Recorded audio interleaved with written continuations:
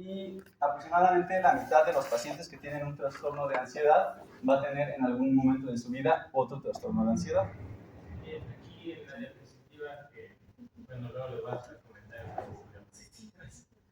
En la diapositiva, bueno, como ven, es de los principales cuadros que van a ver ustedes en el día a día ya en su práctica clínica como psiquiatras. La prevalencia es demasiado elevada y también está un poco dudosa la prevalencia. Ya van a ver cuando empecemos con las definiciones, pues está un poco dudosa. Igual se asocia a los países en vías de desarrollo principalmente. Y pues como comenta aquí que pues va a ser muy recidivante todos estos trastornos de ansiedad. El hecho de que tengan los pacientes igual que los trastornos depresivos, el hecho de que lo tengan, pues no implica que se cure por completo el trastorno, sino que muy probablemente lo vayan a experimentar en futuras ocasiones. Bueno, también un poquito así como muy grosso modo, suelen empezar estos trastornos a edad temprana. Digo, hay una variedad, ¿no? Y cada uno tiene diferentes edades, a lo mejor donde son más prevalentes, pero pues generalmente en la niñez, adolescencia o adultez temprana. De los trastornos que aparecen a una edad más temprana tenemos el de ansiedad de separación y las fobias, y los que aparecen en edades más avanzadas, el trastorno de ansiedad generalizada. También hay que tomar en cuenta las diferencias culturales. Por ejemplo, en Japón una cosa que no sé si se pronuncia así, Taijin Kyofusho, que es mencionan que es como un trastorno de ansiedad como un miedo a lo que va a pensar la otra persona, ¿no? Ya, como que es algo muy de esa cultura. En cuanto a otros factores de riesgo, en cuanto a el sexo mujer, se duplica el riesgo de padecer un trastorno de ansiedad, y si tenemos un familiar con historia de trastornos de ansiedad, se aumenta de 2 a 4 veces el riesgo. Y ahora vamos a ver un poco de la neurobiología. Bueno, este es del Gestalt. Aquí vemos cómo de este lado tenemos síntomas de depresión y de este lado pues, de síntomas de ansiedad, ¿no? Y lo relevante aquí es que hay algunos síntomas que se traslapan, ¿no? Sobre todo, bueno, los que están arriba a la izquierda, trastornos del sueño, hipersomnia o insomnia, alteraciones en la concentración y fatiga, ¿no? Bueno, esto es un cuadrito que más o menos de cómo funciona en general la ansiedad, ¿no? Que tenemos pues primero algunos estresores, ¿no? Fallas personales, pérdidas, eventos que nos atemoricen, presiones, que nos insulten. Esto vamos a ver nosotros algunos de estos estresores como un miedo, ¿no? O como una amenaza. Lo cual pues nos va a generar estas tres cosas que se van como a estar haciendo un feedback, ¿no? Vamos a tener pensamientos pues que nos alteren, ¿no? Como miedo, enojo, preocupación, dudas de nosotros mismos, esta parte que nosotros empezamos con este pensamiento negativo sobre nosotros, pensamientos de peligro y preocupación. También va a haber cambios en nuestro cuerpo, respuestas autonómicas de emergencia, que aceleremos la respiración, se nos acelera el ritmo cardíaco, tensión muscular, problemas digestivos, alteraciones en el sueño, fatiga, y puede haber también algunas cuestiones psicosomáticas. Y esto también se complementa con un comportamiento inefectivo, ¿no? Que tratamos como de solucionarlo, pero va a ser contraproducente, ¿no? Que van a ser estas respuestas de escape, de evitación, indecisión, agresión, respuestas o pensamiento inflexible, nuestro juicio se ve nublado, ineficiencia y uso de sustancias, ¿no? Entonces estas tres cosas como que se van a retroalimentar. Y bueno, el Gestalt también lo divide como en dos, ¿no? Una la parte del miedo y otra de la preocupación, ¿no? En el miedo están como el pánico, la fobia, y eso está más relacionado con el circuito de la amígdala, y la preocupación, que es toda esta ansiedad, aprensión y obsesión, está relacionado con el circuito córtico-estriado tálamo-cortical. Ahí es súper importante estas dos vías que se están manejando, que prácticamente es casi toda la fisiopatología de las enfermedades que nosotros vemos. La de abajo, la de la preocupación, de la preocupación, la vía córtico-estriado-tálamo-cortical. ¿Ya vieron núcleos de la base en neurología? Neurología, perdón. ¿Qué saben de los núcleos de la base? Controla el movimiento. Que controla el movimiento. ¿Qué más sabe?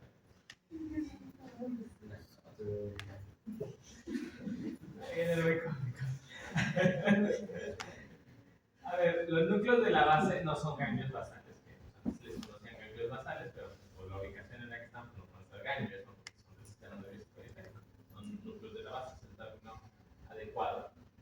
Prácticamente lo que van a hacer es que van a modular la actividad cerebral, prácticamente, en el sistema nervioso central. Va a estar compuesto por el putamen, globo pálido, el estriado, todas esas estructuras que están, que ven ahí en la, como bien dice Joel, en la base. Van a estar regulando esto y van a estar de las múltiples cosas que tienen en definición los núcleos de la base. Hay unas vías que se llaman vías de retroalimentación, los circuitos de retroalimentación, que es como tal la vía que está poniendo ahí el doctor, que es la córtico estriado tálamo cortical. Bien, van a tener muchas funciones, las 5 principales, las principales de ellas van a ser la función motora, pero una función motora en específico, es algo que se llama un movimiento motor socialmente aprendido, ¿no? O sea, las actividades que hacen en el día a día, en el movimiento de los ojos, van a estar involucrados, van a tener ramificaciones en el sistema límbico, y justamente como dice el doctor, no sé si ahí se ve en la diapositiva, pero dijo obsesiones en algún punto, pero justamente van a regular el pensamiento, así como van a regular, hagan de cuenta que los núcleos de la base son como unos moduladores, ustedes tuvieran una bocina, ustedes están regulando el volumen de la bocina un poquito, el aumento de intensidad, justamente eso van a ser los núcleos de la base en algunas situaciones, en estos circuitos que ya rigen, movimiento, emociones, movimiento ocular, socialmente aprendido, que se va a relacionar con mucha de la fisiopatología de las principales trastornos que nosotros vamos a ver: esquizofrenia, trastorno obsesivo compulsivo, trastornos de la conducta alimentaria, están muy regulados por estos circuitos, justamente, y lo que en algún punto les hablaba yo del control del pensamiento, ¿no? Justamente de ahí viene regulado. Si se dan cuenta, el tratamiento pues, también nos dista mucho de estos padecimientos que les acabo de decir, ¿no? En el sentido, eso apréndanselo, la vía córtico estriado tálamo cortical, es decir, es una de las vías glutamatérgicas, ya les había comentado de algunas vías dopaminérgicas, les había preguntado la otra vez, no sé si se las pregunté exactamente, pero sí, de las vías glutamatérgicas de las más importantes, que es la vía directa y la vía indirecta, ¿sí? Después esto va a cobrar más sentido cuando lo vean en la clase de neuroanatomía, pero prácticamente es fundamental, es una vía glutamatérgica que va de la corteza, viaja hasta el estriado, al tálamo y regresa a la corteza integrando el estímulo, ¿no? Prácticamente. ¿Dudas o preguntas? Okay. Ya cuando lo estén viendo en neuroanatomía, pues van a ver que cobra un poquito de más sentido todo eso, ¿no? Y los dos circuitos que son de la amígdala, que habla más como esta parte del miedo, como bien lo dice. Bueno,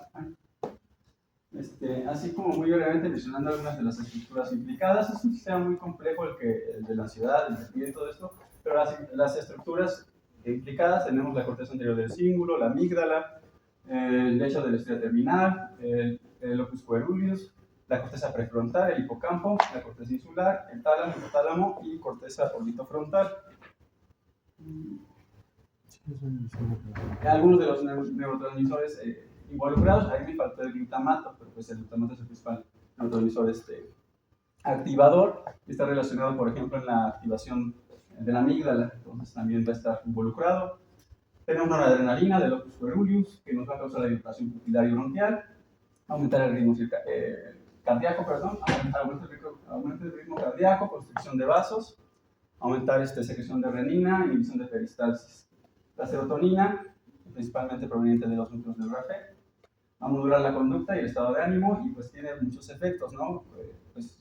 Depende de sus receptores, de dónde se encuentren. Va a tener efectos pues activadores, inhibidores y pues es muy complejo su regulación. La dopamina, pues por la vía mesolímbica principalmente, nos va a ayudar con la motivación y la recompensa. Y algo muy importante es que nos va a ayudar con la extinción de la respuesta al miedo en la memoria, ¿no? nosotros pues si vemos algo que nos causa miedo por mucho tiempo y vemos que es algo que realmente no nos va a hacer daño, pues después de un tiempo se debe ir extinguiendo ese miedo y queda en nuestra memoria. Ahí va a estar la dopamina. El GABA pues es el principal neurotransmisor inhibitorio y bueno, ahí va a ser donde van a actuar las benzos, ¿no? Ahí está pues, el receptor de benzodiazepinas, como actúa GABA, son en las benzos, pues ya cierran los canales de cloro. Este es un poquito desglosado las vías, aquí las menciona el Stahl, ¿no? Entonces, por ejemplo, aquí en cuanto a la respuesta endocrina, del hipotálamo a la amígdala nos va a dar como la respuesta endocrina al miedo, aumentando el cortisol, y pues nos va a crear un estado proinflamatorio. Después, en cuanto a la parte respiratoria, o al aumentar la frecuencia respiratoria, eso va a estar involucrado la amígdala con los núcleos basales. El núcleo, sobre todo, bueno, aquí menciona el núcleo parabraquial. Va a aumentar la frecuencia respiratoria y, básicamente, en cuanto a la respuesta emocional al miedo, pues va a estar la amígdala relacionada con la orbitofrontal y la corteza anterior del cíngulo. Y en cuanto a la evitación, va a estar relacionada con la sustancia, igual la amígdala, con la sustancia Grisperia acueductal. Va a estar también implicado el factor liberador de corticotropina, que se va a liberar y pues va a ir a las glándulas suprarrenales, que nos va a igual a liberar glucocorticoides y adrenalina, otra vez en un estado proinflamatorio, ¿no? Y va a afectar también el sistema nervioso autónomo. Este es un pequeño resumen de cómo están pues los circuitos. Tenemos la corteza de asociación, el hipocampo, el tálamo, se van a ir a la amígdala, ¿no? En cuanto, bueno, quien lo va a recibir va a ser el núcleo lateral, después va a pasar al vaso lateral y al central. El central va a emitir como las respuestas hacia el hipotálamo, hacia el puente, hacia la médula. También el hecho de la estría terminal va a estar implicada en estas respuestas a la ansiedad. Aquí más o menos viene como qué es lo que va a hacer cada área, ¿no? El hipotálamo lateral pues va a causar activación simpática. El núcleo dorsal motor del vago va a ser la activación parasimpática. El núcleo parabraquial va a aumentar la respiración. El área tegmental ventral, el locus coeruleus, que es el otro, va a activar dopamina, norepinefrina y acetilcolina. El núcleo reticular nos va a poner en un estado como de hipervigilancia, aumentando los reflejos. La sustancia Grisperia acueductal va a actuar en la conducta. Por ejemplo, en este caso dice que nos causa como que nos quedemos estupefactos. El núcleo trigeminal y facial, pues, por ejemplo, aquí menciona cuando abrimos la boca así como de sorpresa y movimientos en la mandíbula. Va a estar relacionado con la expresión facial al miedo. Y el núcleo paraventricular del hipotálamo va a ser la liberación de la ACTH, ¿no? Que nos va a liberar, como vimos hace rato, los glucocorticoides. Y más o menos aquí está toda la vía. Esto es como en cuanto al miedo, y esto es también lo que va a estar alterado para la ansiedad, ¿no? O sea, cuando tenemos miedo a algo, en teoría se nos debería de pasar. Y pues recordar si es algo que no nos hace daño, que eso no nos hace daño, y cuando veamos ese estímulo, pues como que no se prenda todo el circuito que nos va a generar la ansiedad, ¿no? Entonces tenemos como un estímulo, ¿no? El estímulo va a llegar al tálamo, y del tálamo se va a ir a dos vías, una que va a ser como la rápida, y así como que muy, bueno, dicen low road, así como pues así como no muy fina, y la otra va a ser como un poco más fina, pero más lenta, que se va a ir a la corteza visual. Entonces, en el rápido, que es el de abajo, va a ir a la amígdala, y aquí va a estar todos los procesos relacionados al miedo. Y bueno, son varias regiones a las que va a llegar, ¿no? Va a llegar a la anterior, a la corteza frontoparietal, a la corteza anterior del cíngulo, y esto va a enviar señales para tener respuestas motoras por el caudado y el tálamo, y nos va a causar pues todas las respuestas motoras de evitación. Mientras que hay otra parte que va a ser la sustancia Grisperia acueductal, el núcleo coeruleus, que se va a ir al hipocampo, ¿no? Aquí se va a llegar a los cuernos de Anón, 1 y 3, y aquí lo que va a hacer en el hipocampo, acordémonos que también vienen como las de la corteza visual, la base que tengamos como ese estímulo, ¿no? Nosotros vamos a procesar ese estímulo y en el hipocampo se va a relacionar con otro estímulo que nos da miedo, o sí, como con una pauta de miedo. Si se parece a esos estímulos visual a lo que nosotros tenemos aprendido como que es peligroso y nos da miedo, entonces se va a aumentar esta respuesta pues a algo de daño, algo que nos va a atacar, ¿no? Y se va como a llevar a cabo todos los mecanismos. Pero cuando compara estos estímulos, el que estamos viendo con otro, y ve que no se parecen, o sea, que no es algo que en teoría nos tendría que dar miedo, entonces se va a ir para acá, ¿no? Que nos va a dar como un proceso de seguridad. Entonces, esto, aquí es donde está implicada la dopamina, ¿no? Que va a haber un error de predicción, o sea, como que nos asustamos, pero ya después vemos como de, eso ya no nos tiene que dar miedo, no tiene que generar ansiedad, entonces nos envía dopamina y eso nos va a ayudar a generar una memoria de que eso es algo seguro, de que no nos tiene por qué dar miedo. Y bueno, nada más aquí en cuanto al otro camino, también tiene que ver con la corteza frontoparietal, que ahí se hace toda una integración como cognitiva más compleja, emocional. Más o menos así es como funcionan los circuitos del miedo, ¿no?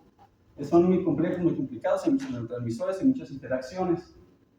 Cuando se ve alterado en alguno de los puntos este circuito es cuando entonces hay ansiedad, ¿no? Por ejemplo, si no podemos en el hipocampo hacer bien la diferenciación entre algo que es entre un estímulo y una pauta segura, o sea que eso no nos tendría que generar ansiedad, si ahí hay como algún daño, entonces no se va a generar la respuesta de seguridad y van a prevalecer los mecanismos que nos generan ansiedad, ¿no? Igual si está como hay una hiperactivación de la amígdala, entonces va a seguir como enviando todos los mensajes de que se generen respuestas de ansiedad. Y bueno, aquí está como lo que vimos, nada más puesto en otro esquema, ¿no? O diferente, pero igual, si vemos como lo central está la amígdala, ¿no? O sea, están como los estímulos, aquí como que se van a integrar en el tálamo, todo esto, en el hipocampo, van a la amígdala, y la amígdala envía como muchas proyecciones a diversos núcleos, ¿no? Y dependiendo de dónde lo envíe, como ya vimos en las dos diapositivas, pues van a ir teniendo diferentes efectos. Pues así es muy grosso modo como es la fisiopatología de la ansiedad. Bueno, tú ya lo comentaste, pero entonces, ¿cuál sería la diferencia entre miedo, ansiedad y angustia? Pues, o sea, el miedo es como en agudo, o sea, la ansiedad es cuando prevalece, como que el miedo prevalece. ¿Sí? ¿O no? El miedo podría ser como la emoción, como lo que sale natural al ser vivo, y la angustia sería como cuando ya se implica el proceso cognitivo, como esta parte de la...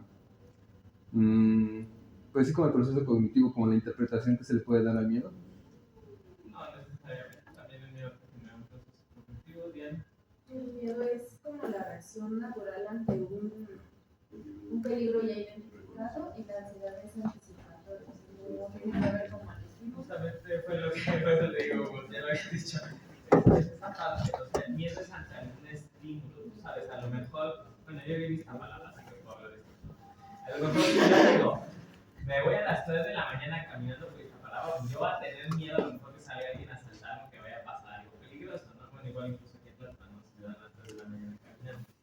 Pero no es lo mismo que a lo mejor yo esté aquí en el fly y de repente empiezo a sentir ese miedo de que algo malo, bueno, esa sensación de angustia, esa malestar, estos circuitos que ya mencionó Hugo, que se active, pero sin algún estresor plenamente.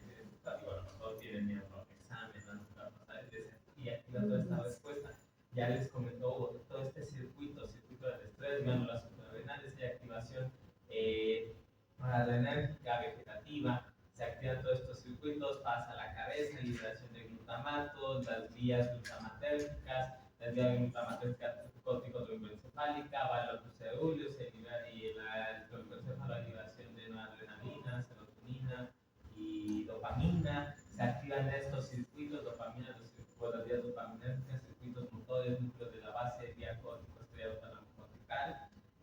Van a la corteza prefrontal, se activa toda esta parte cognitiva. Hay una sensación de peligro, de miedo, de angustia, vamos a utilizarla como sinónimos de que algo malo va a pasar, algo anticipatorio, ¿no? Ya es patológico cuando propiamente no hay algún estímulo que lo esté generando, pues va a generar todos estos cambios cognitivos, como decía Carlos, va a modificaciones, va a ir al hipocampo, va a alterar la memoria, tener alteración en las vías, la vía directa y vía indirecta, van a tener esta humillación de pensamiento, de que las cosas van a pasar, etcétera, etcétera. Tienen que aprender la fisiopatología de estos padecimientos para que sepan también por qué quedamos en específico y es a veces para este tipo de patologías y no como el de trastorno bipolar, que ahí no damos y esta vez el trastorno bipolar, ¿por qué? ¿Cuál es la fisiopatología? Si no contestan, Fidencio contesta. Bueno, que no está. Ah, no, sí está. Para la fisiopatología Corpóreamente. del trastorno bipolar, grosso modo. Pues esta inmunomediada viene desde un proceso inflamatorio que causa tanto degeneraciones estructurales a nivel de corteza prefrontal, y pues eso al mismo tiempo causa, o sea, está como hacia los dos lados, o sea, es como recíproco.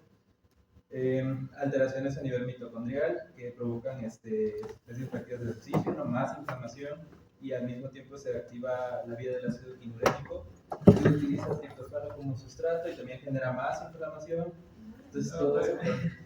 Sí, o sea, en resumen de lo que tú nos has comentado la vez pasada, hay esta desensibilización neuronal que hace que se activen más las células, ¿no?, del cerebro, que condicionan esta parte de que justamente estos circuitos de inflamación y daño y se genera esta fisiopatología, ¿no? Por eso es que para eso damos moduladores del estado de ánimo, ¿no?, para regular la membrana, ¿no? A diferencia de aquí que vemos que está alterado todo este circuito serotoninérgico, dopaminérgico, noradrenérgico, hay una activación por el otro sentido, no una desensibilización como el trastorno bipolar. Pues es importante que ustedes lo conozcan para decir, ok, por eso justamente estoy dando tratamiento y no solamente para las ansiedades. Doy sertralina si está muy ansiosa, ¿para qué no? Fluoxetina, no le puedo dar una ansiedad porque no, se me va a ansiar más y después ¿qué voy a hacer? Se me va a suicidar con la ansiedad. No, justamente eso, o sea, para que ustedes sepan cómo es que actúan los medicamentos justamente en estos circuitos,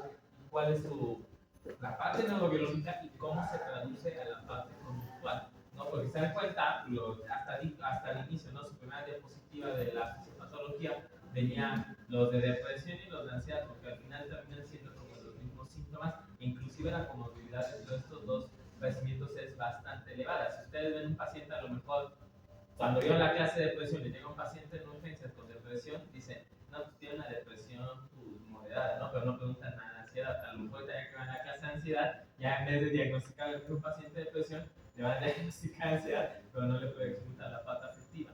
Y viceversa, ¿no? Diagnostican depresión, pero no preguntan los síntomas ansiosos. Y es muy probablemente que estén concomitantes, porque al final son las mismas vías que se traducen, ¿no? En ese sentido. Entonces, que ustedes lo conozcan para saber qué es lo del medicamento, cuáles son los síntomas que yo voy a esperar en el paciente y al final, como les decía la otra clase, a lo mejor los criterios de dominio, no sé si a lo mejor es una ansiedad, tengo dudas si es un trastorno de pánico, una ansiedad generalizada, si tiene agorafobia, si tiene fobia o algo en específico, o pues simplemente tengo estas alteraciones o es un trastorno obsesivo compulsivo, porque también en las planes diapositivas ya no se incluyen los trastornos obsesivos compulsivos ni el trastorno postraumático, porque es otra fisiopatología, ya no entra de parte de los trastornos ansiosos. Ustedes saben por qué y justamente cómo lo van a traducir semiológicamente, fenomenológicamente, cómo sabe el paciente la traducción de estas alteraciones en estos circuitos, ¿no? Y que lo sepan, ¿no? Porque luego, tristemente, a lo mejor ya se habrán dado cuenta, llegan al cuarto año. Bueno, yo no les pregunto a los del tercer y cuarto año, porque no quiero hacerlos quedar mal delante de ustedes, ¿no? De las guardias. Pero justamente que no llegan a un tercer y un cuarto año, que les ponen la fisiopatología de su examen profesional, no sepan ni de dónde viene, no sepan por qué le puedo dar topiramato a un paciente con trastorno bipolar y no le debo de dar fluoxetina, o por qué a un trastorno bipolar es más recomendable que le dé sertralina, que le dé citalopram y no le dé fluoxetina o paroxetina, que al igual los dos son ICRS, o peor que lleguen a cuarto año y digan, no, a trastorno bipolar no le puedo dar eso, porque me va a olvidar a manías, ¿no? Justamente, que sepan cuál es el fundamento de cada una de estas, ¿no? Poco a poco lo van a ver. Vamos con trastorno de pánico. Bueno, vamos a continuar con trastorno de pánico. También forma parte del grupo de trastornos de ansiedad. Y se define como una crisis intensa y aguda de ansiedad acompañada por la sensación de catástrofe inminente. El trastorno de pánico está compuesto, digamos, de episodios de ataques de pánico. Un ataque de pánico, pues es esta definición, y el trastorno se define por varios episodios de ataques de pánico. Bueno, las características de este ataque es que es de una forma inesperada y que se presenta de forma recurrente en un paciente. Dentro de la epidemiología tenemos que la prevalencia, esto es sacado del STAN, yo creo que en Estados Unidos, a lo largo de la vida de 1 a 4%, siendo mayor predilección que se presente en mujeres en razón de 2 o hasta 3 por cada hombre, y siempre se acompaña de enfermedades concomitantes. Puede ser, nos menciona que un 91% con agorafobia, depresión, pero también con trastorno de estrés postraumático o con trastorno de ansiedad generalizada. Tenemos 2 picos de aparición del trastorno de pánico, que es en la adolescencia y adultez joven, de los 15 a los 25, y después en adultez de los 45 a los 54. El trastorno se asocia también a enfermedades somáticas, como la angina de pecho, colon irritable, asma y también migraña. Se comenta en el SAL que el único factor contribuyente a la aparición es un antecedente reciente de divorcio o separación. Sin embargo, también dentro de lo que es los aspectos psicodinámicos, nos comentan otros antecedentes o probables orígenes de trastorno de pánico. Por ejemplo, una predisposición, dificultad para tolerar la ira, separación físico-emocional de personas significativas, antecedente de abuso sexual o físico, sensación crónica de sentirse atrapado, un ciclo vicioso de rechazo de paterno o también de alguien de la familia, lo cual se intenta explicar en cierto modo de la parte psicodinámica cómo se puede originar un ataque de pánico y subsecuentemente un trastorno de pánico. Dentro de la etiología tenemos que, o se nos comenta que el principal, hay varias teorías y también varios hechos que nos hacen pensar en que hay una desregulación a nivel del encéfalo y también a nivel del neurotransmisor, principalmente la noradrenalina en todo el cuerpo. Porque nos menciona que hay funciones estructurales alteradas, ya que el sistema noradrenérgico, principalmente lo que es el locus ceruleus, que nos comenta que aquí está del 80 al 70% de la noradrenalina de todo el cuerpo, está muy hipersensible, un estímulo muy pequeño puede desencadenar respuestas muy fuertes. También nos menciona que las sustancias inductoras del pánico, en el cual, por ejemplo, tenemos lo que es el dióxido de carbono, a nivel de vasoreceptores, menciona que el cuerpo, ante un estímulo, por ejemplo, que detecte que empieza a aumentar las cantidades de dióxido de carbono, puede desencadenar una respuesta extremadamente fuerte a lo que una persona, digamos, normal debería de presentar, ¿no? Entonces, estas sustancias inductoras del pánico, con este ejemplo, también hay otras que mencionan que es como la yohimbina, que también es un fármaco que se puede utilizar para desencadenar ese tipo de respuestas. Mencionaba que también hay una vasoconstricción o referente a lo que es la circulación cerebral. Las personas que tienen ataques de pánico están caracterizadas por una disminución en el flujo sanguíneo, caracterizada por vasoconstricción. Esto se ha visto a través de tomografía por emisión de positrones. Y también tiene en cierto modo una predisposición genética, ya que en familiares de primer grado aumenta el riesgo de 4 a 8 veces potencialmente de presentar ataques de pánico si un familiar ya lo tiene. Y la concordancia en gemelos monocigotos es del 30%. Menciona que los ataques de pánico usualmente se originan secundarios a un estresor vital en la infancia y que no son tratados, entonces subsecuentemente se activan todas estas vías que vimos de respuesta de ansiedad y de miedo, y posteriormente, digamos, condicionado a estos antecedentes genéticos que tenemos, a estas anomalías estructurales del cerebro en donde el sistema GABA está disminuido, el sistema noradrenérgico, principalmente el locus coeruleus, está muy, digamos, hiperexcitable, muy sensible. Es fácil que se desencadenen los ataques de pánico por estímulos demasiado pequeños. Con respecto al diagnóstico, tenemos que el DSM-5, el CIE-10 y el CIE-11 se parecen muchísimo en cuanto a los criterios diagnósticos, ¿no? El primer cuadrito que está arriba de color café es el DSM-5 y el de abajo es el CIE-10. Y ahorita les comento del CIE-11, nada más lo que cambia. Para hacer el diagnóstico a través del criterio de DSM-5, menciona que los ataques de pánico son imprevistos y recurrentes, más 4 síntomas somáticos de los siguientes. Y aquí pues vemos una amplia gama de síntomas que son palpitaciones, diaforesis, temblor, dificultad respiratoria, sensación de ahogo, dolor o molestia en el tórax, náuseas o malestares, mareo, aturdimiento, desmayo, escalofrío, sensación de calor, sensación de desrealización o de despersonalización, miedo a perder el control o a volverse loco. más que a uno de los ataques le ha seguido durante un mes uno de los siguientes, que es inquietud o preocupación continua acerca de otros ataques de pánico o sus consecuencias, de que el paciente ya empiece a tener esa sensación inminente de miedo de que pueda volver a ocurrir un ataque o que secundario al ataque pueda morirse por un infarto o algo así, ¿no? O también puede agregarse un cambio significativo de mala adaptación en el comportamiento relacionado con los ataques. Por ejemplo, si el paciente antes iba a correr y de pronto sufre ataques de pánico, pues a lo mejor lo empieza a asociar con este hecho de que iba a correr y pues lo deja de evitar, ¿no? Empieza a tener disfunción en ciertas áreas de su vida por estas conductas evitativas. El punto C que nos comenta el DSM-5 es que estas alteraciones o estos síntomas no son efectos ni de sustancias ni de alguna otra enfermedad médica o psiquiátrica, y que la alteración no se explica por ningún otro trastorno mental. Con respecto al CIE-10, tenemos que el sujeto experimenta ataques de pánico que no se asocian a situaciones específicas y se producen espontáneamente, son impredecibles. Algo que se me olvidó comentarles es que un ataque de pánico usualmente empieza de forma repentina, se da en cuestión de minutos, usualmente los síntomas más intensos duran de 10 a 15 minutos, pero puede haber síntomas residuales como las náuseas, los escalofríos y esa sensación de ansiedad que pueden durar hasta una hora. Usualmente remiten y no se presentan. Puede variar dependiendo de cada paciente, pero se han reportado incluso que hay pacientes que tienen hasta 8 ataques de pánico al día, y pues esto afecta gravemente a la vida del paciente, ¿no? Ya retornando al CIE-10, los ataques de pánico pues son impredecibles, no se asocian, son espontáneos y no se asocian a situaciones específicas y se acompañan, el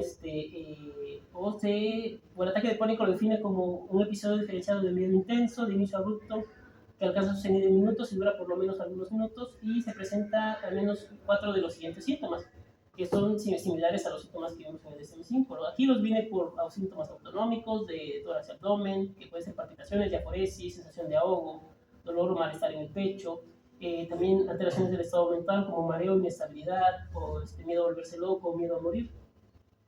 Y nos presenta un criterio de exclusión, que es el que no deben ser por enfermedad no psiquiátrica o enfermedad psiquiátrica, que explique mejor los síntomas. Y con respecto al CIE-11, solamente se agrega que toda esta gama de síntomas que puede presentar el paciente empiezan a afectar en muchas áreas de su vida, personal, laboral, profesional y también de cognición.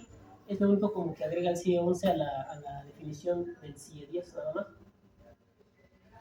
Bueno, nos menciona que en el STAL que unas preguntas que en las cuales nos podemos apoyar para hacer la diferenciación de trastorno de ansiedad y también con trastorno de ataque de pánico estas preguntas que les pongo aquí en este primer recuadro, en la cual se le pregunta directamente al paciente si tiene ataques repentinos de miedo intenso e incontrolado y sin saber por qué, o sea que el paciente no identifica una causa específica, y si siente la necesidad de correr o escaparse a un lugar seguro durante estos ataques, si durante estos ataques tiene miedo que le ocurra algo horrible como morirse o tener un ataque al corazón, y está siempre preocupado de que le pueda dar uno de estos ataques en cualquier momento, así como si el miedo le impide ir a sitios como tienda o un restaurante, comentamos de las conductas evitativas.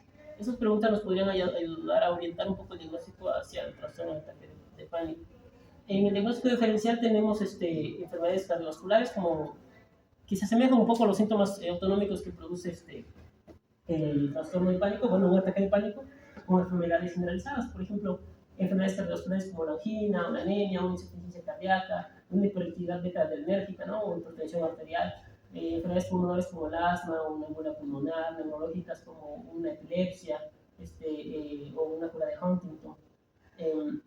Enfermedades endócrinas como por ejemplo enfermedad de Addis o hipertiroidismo, ¿no? Hipoglucemia o hipoparatiroidismo, incluso este tipo de situaciones que creo que es como que sí nos podrían dar más problemas las situaciones endócrinas por las similitudes de síntomas que se pueden llegar a presentar. Pero también tenemos otras como intoxicaciones por fármacos, usualmente los estimulantes, o los síndromes de abstinencia de alcohol, antihipertensivos y opiáceos y opioides, y otras enfermedades, ¿no? Como la epilepsia o trastornos electrolíticos. Muy bien. Nos menciona que el tratamiento del principal el principal escalón de manejo es la terapia cognitivo-conductual, en la cual se va a hacer educación de las falsas creencias al paciente y se le va a proporcionar también información acerca de la identificación de los ataques de pánico. Muchas veces, por ejemplo, los pacientes empiezan a dejar de tener estas conductas evitativas, pero usualmente un ataque de pánico, a menos que el paciente pues, tenga con otra comorbilidad, no va a dejar alguna alguna secuela o no, por ejemplo, va a producir la muerte del paciente, aunque este paciente así lo crea, ¿no? Entonces, el primer escalón es la terapia cognitivo-conductual. Lamentablemente, muchas veces cuando los pacientes llegan que presentan ataques de pánico, los dejan pasar y pasa mucho tiempo hasta que busquen atención médica. Así que, usualmente los pacientes que vemos, pues ya se les tiene que iniciar tratamiento farmacológico. Entre los tratamientos de primera elección, pues son los inhibidores selectivos de la recaptura de serotonina. También se pueden ocupar las benzodiazepinas y los antidepresivos tricíclicos. Pero mencionaba que es usual o que es preferente o una forma en la cual se puede manejar al paciente que no, como mencionaba el tal, que se puede iniciar una benzodiazepina con un inhibidor selectivo de la recaptura de serotonina, pero que deberíamos tener cuidado con las benzodiazepinas de utilizarlas aproximadamente en menos de un mes, máximo 3 meses, por los problemas de dependencia. Aquí en el número pongo en esta tablita varios antidepresivos que se pueden ocupar y las dosis de inicio y de mantenimiento, y también las dosis máximas. Bueno, las que yo he ocupado más en urgencias pues es la ceftriaxona y el escitalopram, nada más. Sí, los demás, sí, casi no los he ocupado. Por ejemplo, la fluoxamina ni la conozco. No, no es cierto, sí, pero también se pueden ocupar los antidepresivos, o bueno, los duales, como la venlafaxina, pero nos dice, o nos hace hincapié que a pesar de que no es algo como establecido quizás en guías, sí es muy recomendable iniciar dosis bajas de benzodiazepinas en lo que empiece el efecto de los antidepresivos, ya que estos duran de 2 a 3 semanas en presentar sus primeros efectos y de 3 a 6 meses en que presente su efecto máximo. La que sigue, por favor. Y esto es de trastornos de pánico, no sé si...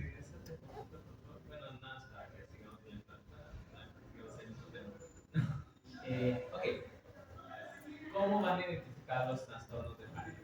O sea, primero, no se desencadena por algún factor. No se vale de, ay, no, me peleé con mi mamá porque no me dejó ir a la fiesta y no, era ansioso y empecé a golpear a todos y me sentí bien desregulado. No, o sea, ahí ya nos dice el doctor, son imprevistos, o sea, son súbitos, o sea, no se esperan, el paciente lo experimenta de la nada. Ahí como tal se maneja que no tiene un factor desencadenante, pero cuando hablamos de trastorno de pánico, muy probablemente sí va a haber una causa subyacente, algo inconsciente por ahí. Sí.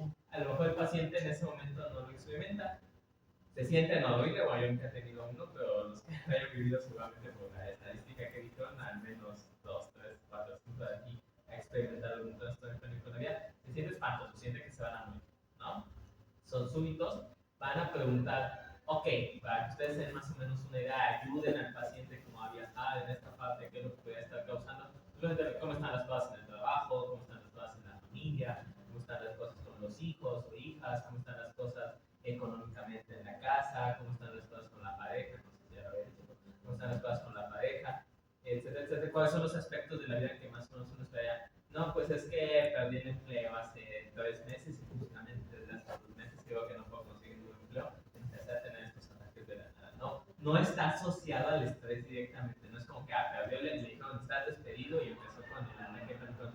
No, o sea, no está asociado, pero está en el contexto de la situación que está viviendo. Es importante que ustedes investiguen eso porque pues, sí dice imprevisto y que no es como un factor desencadenante, pero si tienen un paciente que de la nada a lo mejor está muy bien en todas sus fases de la vida y le empiezan a dar ataques de pánico, tiene como algunos otros síntomas físicos o algo interesante, a lo mejor pues habrá que investigar si no hay alguna otra de los diagnósticos diferenciales o causas médicas que comenta el doctor, consumo de sustancias o algo por el estilo, ¿sí? Y eso lo van a poner ya cuando lo describan, ¿no? Paciente de 24 años de edad se acude a la consulta ya que desde hace 6 meses empieza de forma súbita, empieza con episodios de ansiedad de forma súbita que duran de 10 a 15 minutos. Cuando les preguntan, no me dicen, uy, no, doctor, yo me siento mal todo el día cada que me da ataque de pánico.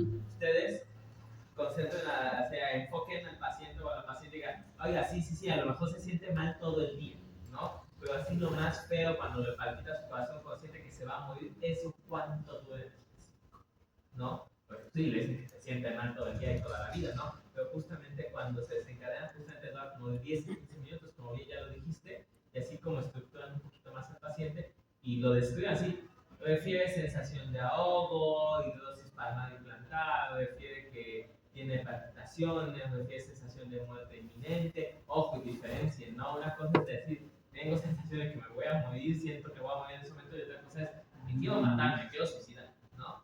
Y muchas veces también se confunden los pacientes, o en el teoría allá afuera le ponen, no, paciente con ideas de muerte, ideas suicidas, y aplicando eso, pues en realidad tiene la sensación de muerte de pánico, ¿no? Inclusive cuando le pregunten, digo, oiga, si yo le quitara estos ataques de pánico, ya no se sintiera ansioso, ya no tendría estas ideas, no. Entonces eso les ayuda a estructurarlo un poquito más, ¿no? En ese sentido, entonces la diapositiva. Ajá, justamente eso no es comportamiento suicida, eso más bien es que está bien regulado con esta parte y hay que manejarlo, ¿no? Para que justamente calmarlo. Y justamente como bien los síntomas, ya empiecen ustedes a describir así, porque así se van a estructurar también ustedes y van a aprenderse de memoria los, digo, no es que se los tengan que aprender de memoria, pero sí les ayuda bastante, para decir, oiga doctor, residente del tercer o cuarto año adscrito, yo pienso que tiene un ataque de pánico porque desde hace 6 meses empezó presentando estos síntomas de forma súbita que no se asocian a ninguna otra situación de momento, empieza con parestesia, desrealización, despersonalización, está con náuseas, está con sensación de ahogo, inclusive ustedes cuando lo están entrevistando, si les dicen, no, pues vas a ver lo siguiente, un problema de ataque de pánico, ustedes ya estructuran al paciente, ay, oiga, y durante sus ataques no siente como que como que se está ahogando, que su corazón late mucho, que suda. Sí, doctor, usted sabe perfectamente cómo yo me estoy sintiendo. Sí, se acaba la entrevista, es un ataque de pánico, a referencia a sus cosas. No tan, no, pero justamente lo van estructurando ustedes. Si una referencia de IMSS de un trastorno de ansiedad paroxística episódica, la hacen en 15 a 20 minutos y ya no la hacen en 2 horas, ¿no? Justamente, digo, ya van a irse fogueando, ¿no? Los criterios, pues ya el miedo que le vuelva a dar el episodio, justamente es muy característico eso en los pacientes, ¿no? Que tienen la preocupación de que le puede dar en cualquier momento y ustedes se los van explicando así como que les va cayendo más el miedo, ¿no? Pasa la diapositiva que sigue. Los diagnósticos diferenciales. Hay que checar si no es algo endocrino, hay que checar que no es algo neurológico, que no esté convulsionando, porque la epilepsia luego temporal a veces también se manifiesta con estos ataques de ansiedad. ¿Qué les puedo orientar un poco? Las funciones cognitivas, la memoria, cómo está. Oiga, y cuando dan sus ataques de ansiedad, de pánico, cuando se lo quieran manejar, ¿se acuerda de los episodios?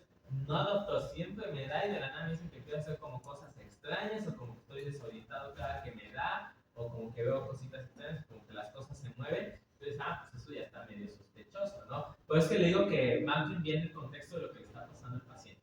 Porque si dicen, pues sí, se divorció de su pareja, se divorció hace 4 meses, pues yo tengo como un estresor, ¿no? No importa que digo, pueden ser las dos cosas, también puede estar confusionando, pero tiene como un estresor identificado. Pero si alguien que aparentemente no tiene algún problema en alguna esfera, le empiezan a estos ataques, son más fuertes, no, y le da nada más en la noche, doctor, y suda un montón y casi siente que está infartado, que no, a lo mejor no esté con una hipotiroidismo o alguna otra cosa, anemia, todas estas cosas que les mencionan, que les puede dar porque se tienen que descartar, ¿no? La que sigue, por favor.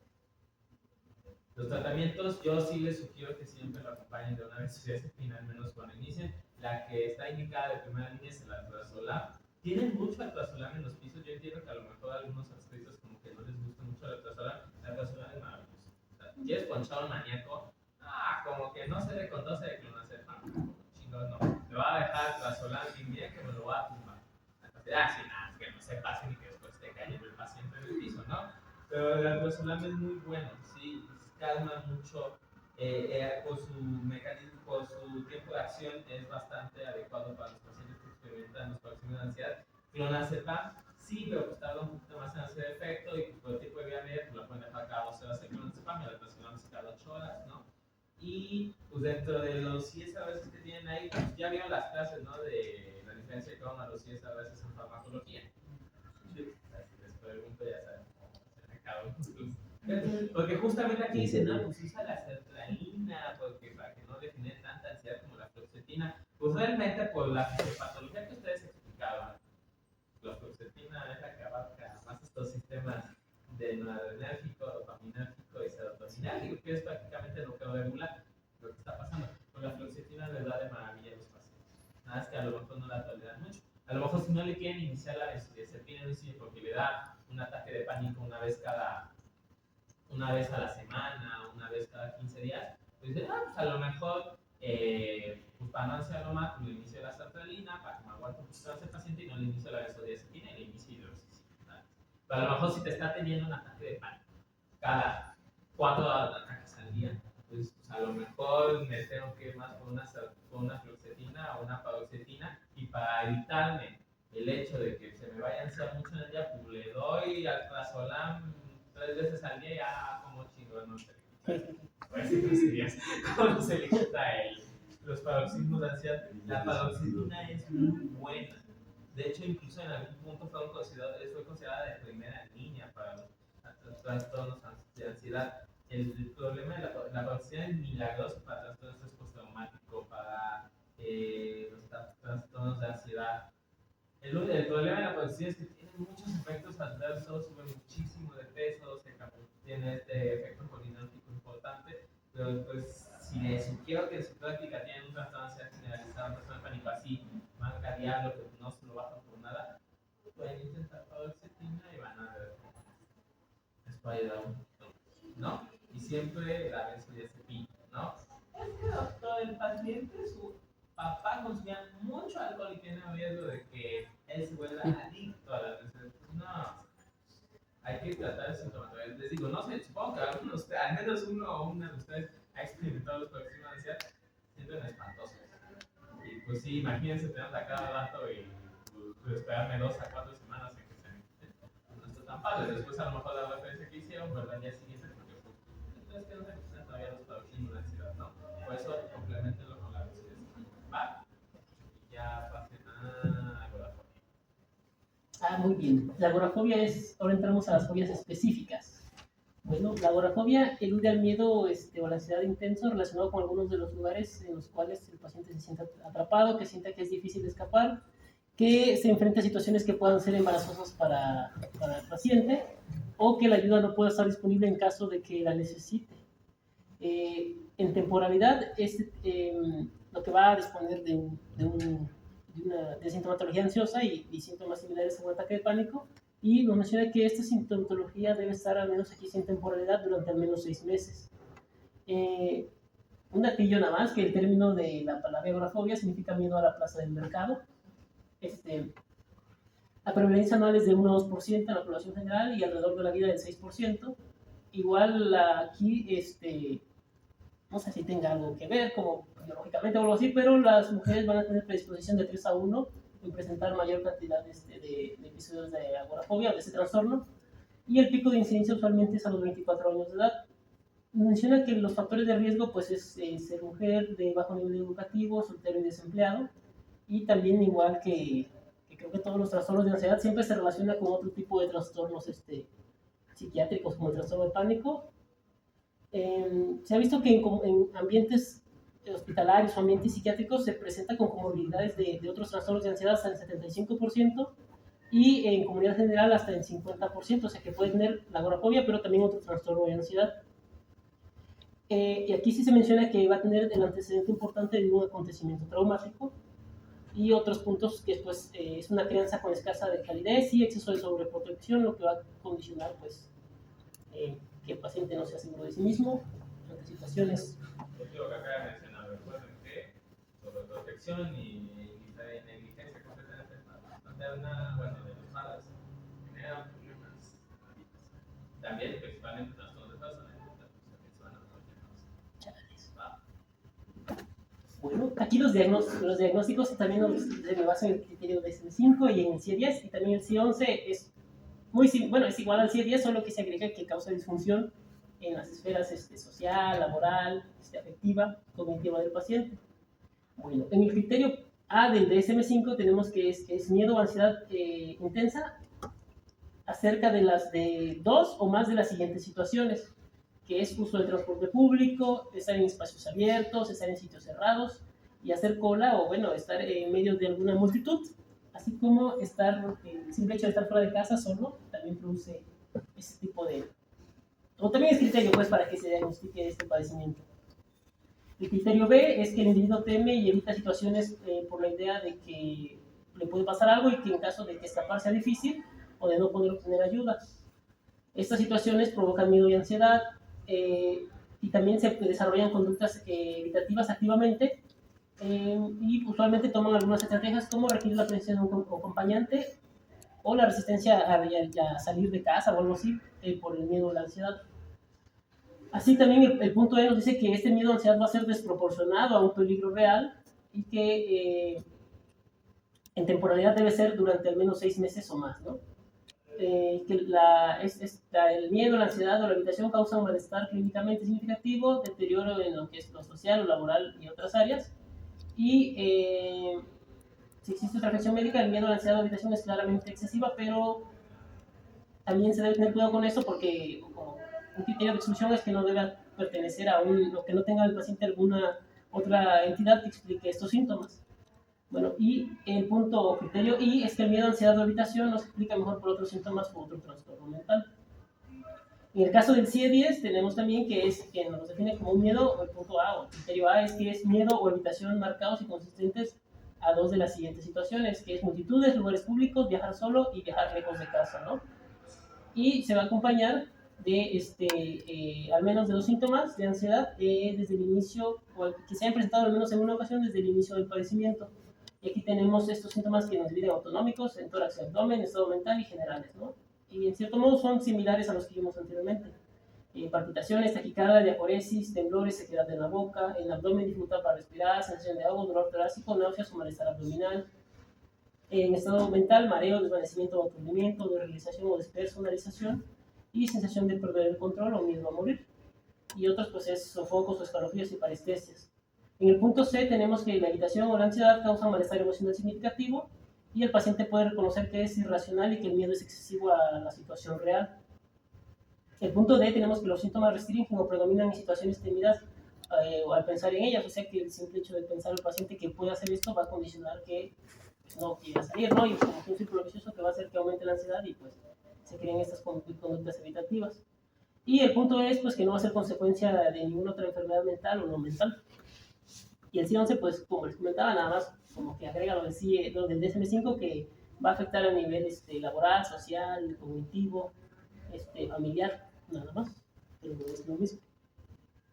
Bueno, aquí también nos menciona que el tratamiento de primera elección es la terapia cognitivo-conductual, en especial la terapia de exposición, en la cual se va a llevar al paciente, por parte del psicólogo, a escenarios actuados, nos mencionaba así, donde posiblemente se enfrente a este tipo de situaciones para ayudarle, digamos, a disminuir esa ansiedad creada, pero obviamente en un ambiente controlado, ¿no? Y con base en el tratamiento farmacológico tiene mucha similitud con lo que vimos anteriormente y de hecho creo que es muy similar porque también se ocupan, los de primera elección son los inhibidores selectivos de la captura de serotonina y también se ocupan las benzodiazepinas.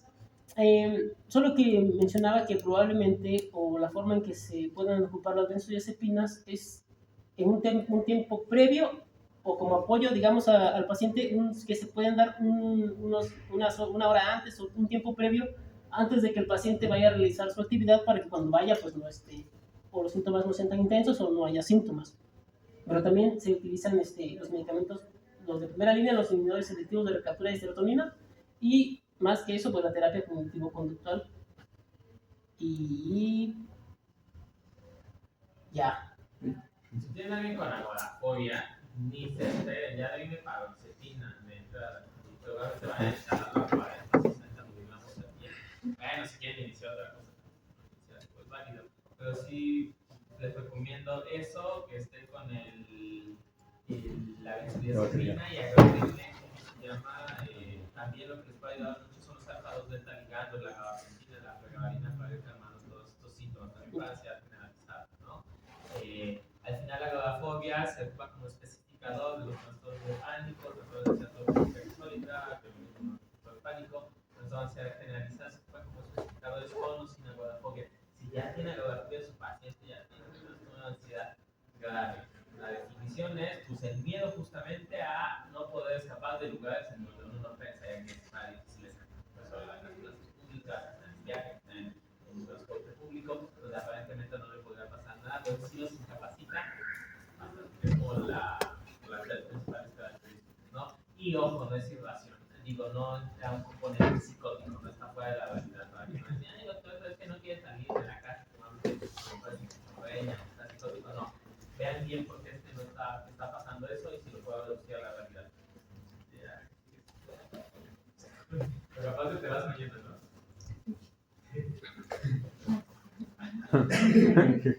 Bueno, me toca mi fobia específica. La fobia específica se va a definir como un miedo intenso y persistente, ya sea un objeto, alguna situación o alguna circunstancia en específico. Y para poder diagnosticarla, pues sí se requiere que aparezca ansiedad o incluso si es muy intensa puede llegar hasta el nivel de un ataque de pánico al momento de que se expone al usuario o al paciente ante una situación estresante de forma muy particular.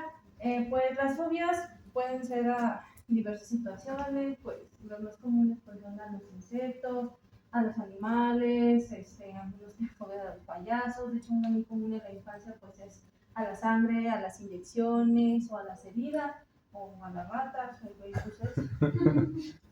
la epidemiología, esta es un padecimiento pues, muy común, se presenta alrededor del 5 al 10% de la población.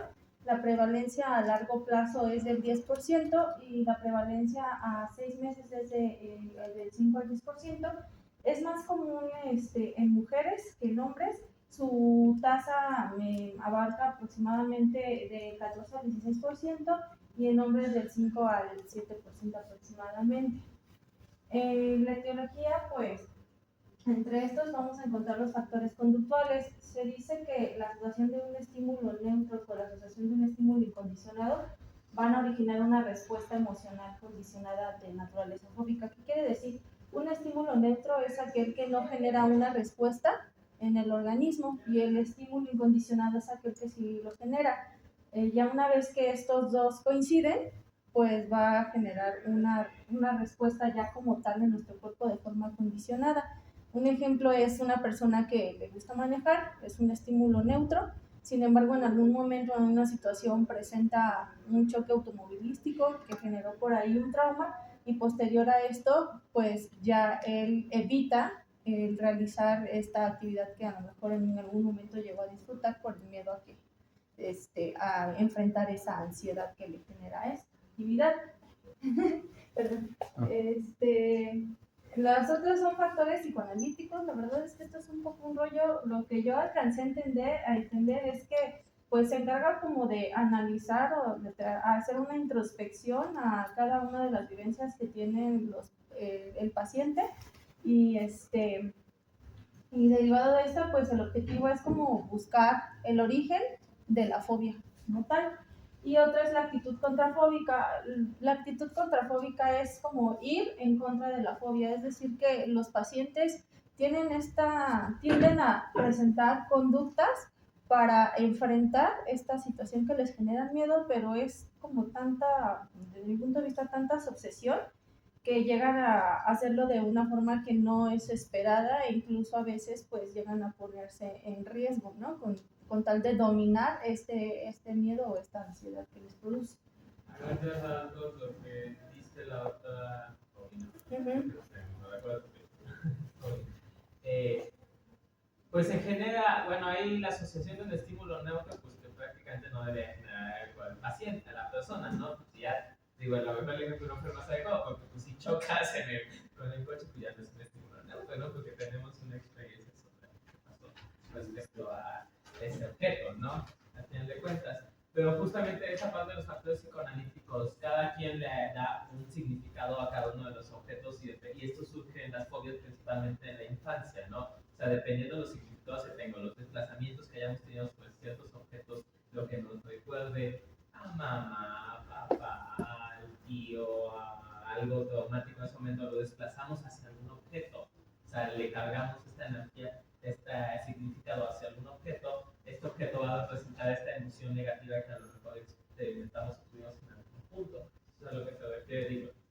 Al final es un poquito la teoría de las relaciones objetales, que vamos a hablar después, espero, cuando no esta parte de personalidad, pero justamente es eso, o sea, objetos, y ahí como dice perfectamente, un estímulo neutro con un estímulo incondicionado, o sea, fuera de un objeto que no debería tener estado expuesto. Okay. Bueno, pues el cuadro clínico, como ya lo he dicho, es un miedo irracional a la circunstancia o a la situación algo en específico. que va a generar en algún momento pues una ansiedad intensa e incluso puede llegar hasta un ataque de pánico. Es común que los pacientes lleguen a presentar conductas evitativas con el fin de pues no afrontar la ansiedad que les produce esta situación. ¿De acuerdo? La depresión se va a asociar en una tercera parte en los pacientes que presentan fobia. Bueno, el diagnóstico de acuerdo al DSM-5 pues es muy similar a todo lo que ya he dicho, igual el miedo a la situación. En los niños pues sí se puede llegar a representar o expresar de una forma diferente porque ellos tienden a hacer rabietas, tienden a presentar un incontrolado o incluso ante el estímulo pues llegan a quedarse paralizados. El objeto casi siempre va a provocar, es muy importante esto, un miedo inmediato. Ajá. Y el objeto pues de la situación fóbica pues trata de evitarse o resistirse ya sea con el miedo o con la ansiedad que representa. Va a ser desproporcionado de acuerdo al contexto real, ¿no? No va a tener ahí como, pues sí, sí, no va a representar el peligro real que en realidad. Ya me hice bolas, pero ¿sí me expliqué? No es Sí. proporcional. O sea, no es proporcionado a lo que la vivencia, ¿no? Bueno, también esta va a ser persistente y va a durar por lo menos 6 meses y llega a causar algún malestar clínicamente significativo e incluso pues ya llega ahí a mermar la funcionalidad del paciente, ¿no? Que esto es lo primero que nosotros pues debemos de abordar en este tipo de padecimientos. Y la alteración pues en sí no se va a explicar por algún otro síntoma de algún otro trastorno mental como tal. Igual aquí pues vienen los códigos de los diferentes tipos de fobias específicas, ya sea a los animales, a las heridas, las inyecciones, o si es una fobia de tipo situacional. Bueno, entre los diagnósticos diferenciales, pues bueno, tenemos la esquizofrenia. La esquizofrenia en ocasiones sí llegan a presentarse síntomas fóbicos, pero aquí lo podemos diferenciar porque el paciente con fobia específica sí está consciente de que este miedo puede llegar a ser irracional. Y aparte, pues cuando se hace una anamnesis un poquito más profunda, pues nos damos cuenta que el paciente pues no presenta síntomas psicóticos como tal. En el ataque de pánico, como ya bien lo decía mi compañero y el doctor, pues va a ser súbito y no va a haber un estímulo aparente, como en el caso de la fobia, ¿no? Que si es una situación o un objeto en particular el que está desencadenando toda esta sintomatología. Y pues en el TOC se diferencia porque en el TOC existe de por medio pues una compulsión que está obligando en cierta forma al paciente a tener algún tipo de conducta evitativa, ¿no? Y en el otro pues sí ya... La obsesión, o sea, entiendo la obsesión. La obsesión es distinto a los pánicos, pero ya de dos casos. Y bueno, en cuanto al curso del pronóstico, en la infancia es más común que se den los tipos de fobia animal, al entorno natural. La principal es fobia a sangre o a las inyecciones o a las heridas. En los adultos, pues ya jóvenes, pues ya vamos a ver más comúnmente las fobias de tipo situacional. Y aquí pues los datos prospectivos pues no son muy certeros porque los pacientes por lo regular pues a veces no llegan a disfuncionar y por lo que no tanto o llegan a aprender a vivir con ello que en cierta forma pues no llegan a buscar un tratamiento como tal y pues la mayoría de estas van a iniciar en la infancia y pues van a continuar en la edad adulta y pueden persistir incluso por varios años. La gravedad aquí pues va a permanecer constante y no va a tener una evolución creciente. Es también por eso que pues los pacientes pues no acuden a valoraciones. Las comorbilidades anuncian entre un 50 y 80%. Estas, los más comunes son trastornos afectivos, trastornos por sustancias o incluso otros trastornos ansiosos. En el tratamiento, pues, lo primero que tenemos es la terapia conductual. Esta es una de las más usadas y más efectiva. Aquí el éxito se va a basar primero en qué tanto va a cooperar el paciente, dos, que tengamos definido el problema y las metas a las cuales queremos llegar, y tres, pues, qué otras alternativas tenemos. En esta la más utilizada es, o alguna de las técnicas más utilizadas es la terapia de sensibilización, que sería lo mismo que la terapia de exposición, es decir, que aquí al paciente de forma controlada y progresiva se le va a exponer ante ciertos estímulos que están generando pues esta ansiedad. Esto va a ser de forma progresiva, desde el menos al más hasta el momento en que el estímulo que le causa este miedo o esta ansiedad ya no lo genere, ya no genera esta situación. La terapia virtual pues va a ser algo muy similar, solamente que esto pues va a ser a través de un ordenador como tal. Y pues la terapia orientada a la introspección pues es algo muy similar a lo que vemos de los factores psicoanalíticos, que se basa en determinar a partir de toda esta parte de las vivencias qué es lo que está originando esta fobia o este miedo. ¿Sí? ¿Sí? La fobia social. La fobia social, pues esta va a ser el miedo a situaciones sociales. Aquí pues están incluidas todas las situaciones que implican el escrutinio de las personas y el contacto con desconocidos. Es decir, que ellos tienen miedo a sentir vergüenza ante situaciones sociales comunes, como es el conocer a una nueva persona, o el hablar, el dar una conferencia, incluso que los vean como toman agua o cómo comen.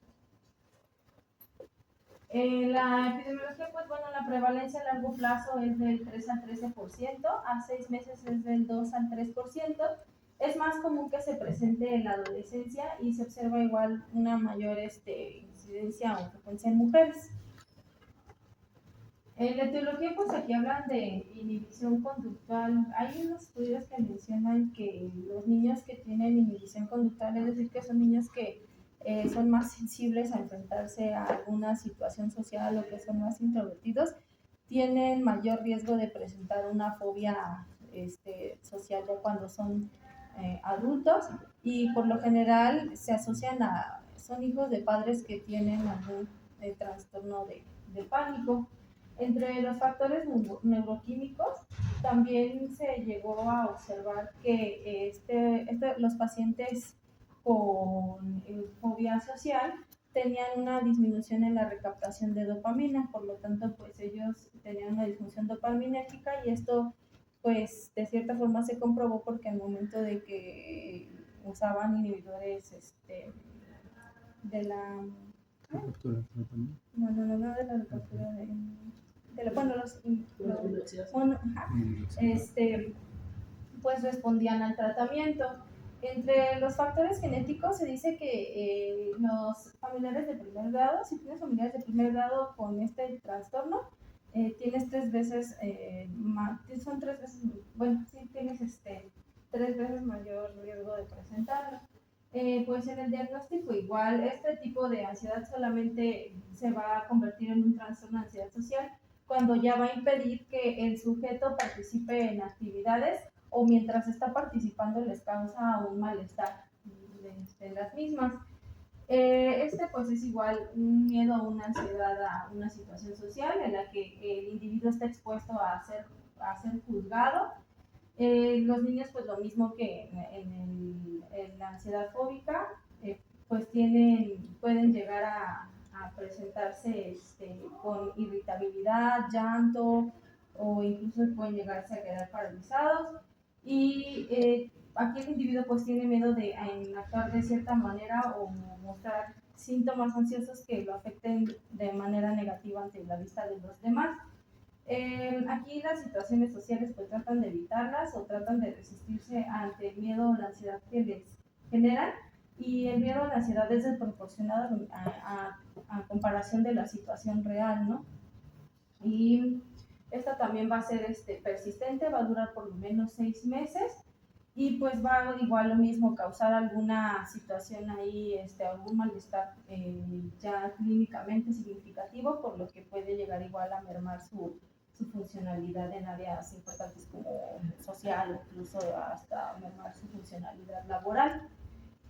Y pues el miedo a la evitación no se puede atribuir a los efectos fisiológico de alguna sustancia y pues no se explica mejor por los síntomas de otro trastorno mental.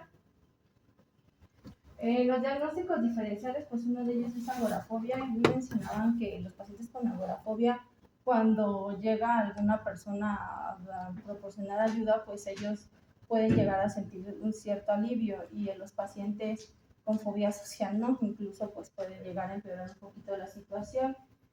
Igual en el trastorno de pánico, aquí era más como específico en cuanto a la intensidad con la que se presentan los síntomas, ya que igual en la fobia social pues no van a ser tan intensos, puede igual haber rubicundez o ansiedad, pero no como allá, ¿no? Que a lo mejor podemos tener opresión torácica, disnea, taquicardias o los paroxismos. Y pues la depresión, una de las partes de la depresión son las conductas evitativas, entonces aquí pues también se sugiere que se haga pues una anamnesis un poquito más profunda para ver si no estamos hablando de un cuadro como tal de depresión, ¿no? Y si salen más síntomas, pues ya podemos ahí nosotros diagnosticar o diferenciar uno de otro. En cuanto a la evolución y pronóstico, pues tiende a iniciarse en la infancia tardía y en principios de la adolescencia. Este es un trastorno crónico, aunque los pacientes que cursan con remisión de síntomas pues tienen un buen pronóstico, y llega a disfuncionar o trastornar tanto la vida del individuo que pues ya interfiere en sus actividades laborales o sociales. Entre las comorbilidades pues están los trastornos de ánimo, la bulimia o anorexia nerviosa, los trastornos por consumo de sustancias o el trastorno de ansiedad. Y pues en el tratamiento se sugiere que el tratamiento pues sea la psicoterapia a través de métodos conductuales cognitivos, y aunado al uso de un tratamiento farmacológico. Los medicamentos de elección son los ISRS. También se pueden llegar a usar benzodiazepinas, venlafaxina o busperidona, y en las situaciones de fobia social también se llegan a usar antagonistas de receptores betaadrenérgicos como atenolol o propanolol.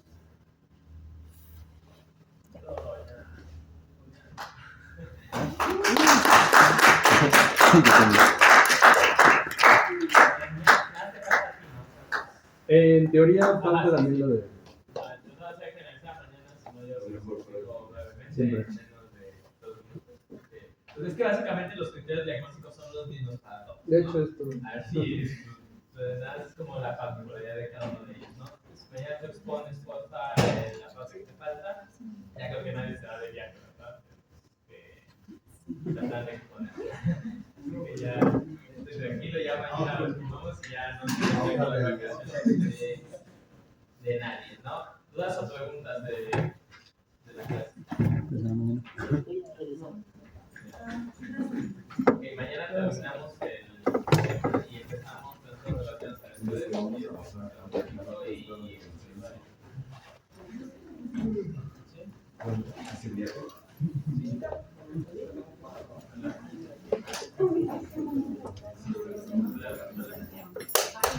Ah, qué verga.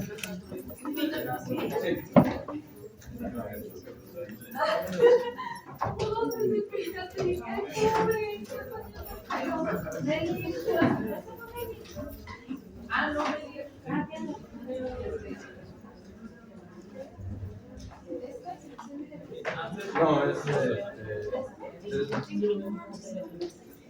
bueno, es de lo del cañón.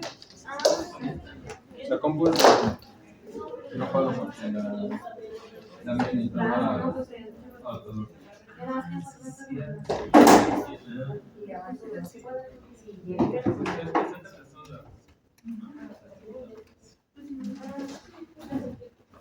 Te aviso. Nosotros no lo estamos hablando. Sí, cuando me avises.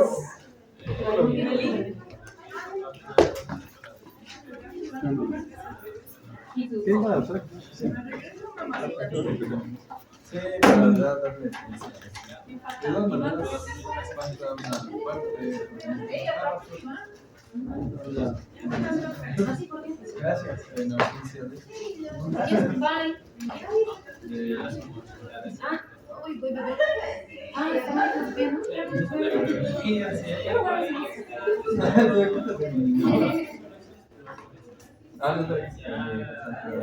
Es de alguien, pero pues sí lo ponemos ahí para no.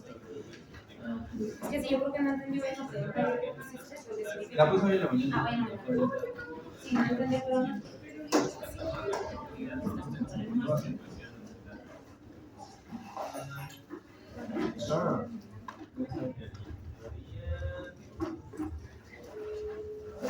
Cancelada la grabación.